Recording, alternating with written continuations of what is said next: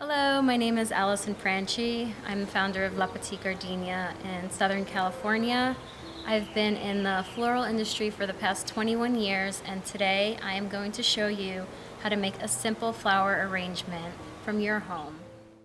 Today's composition is inspired by these lovely herbs that were foraged today from the harvest garden here at Descanso.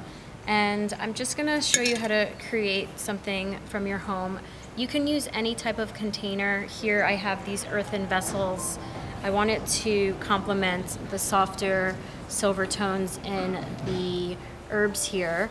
But if you don't have access to vessels like this, have fun with this and get creative and see what you have in your home that you would like to enjoy to hydrate your herbs or your foliage.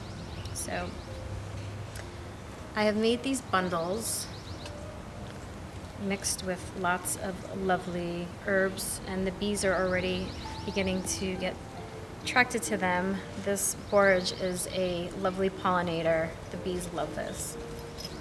It's important also to clean the stems before you place them in water. This helps with bacteria buildup. It will not contaminate the water as quickly, and you can also make sure that your plant life will fit properly in the vessel. It's always lovely to have flowers and plant life in your home.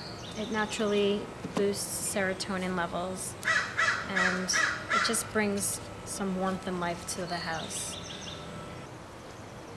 It's always good to change the water on your vessel every other day.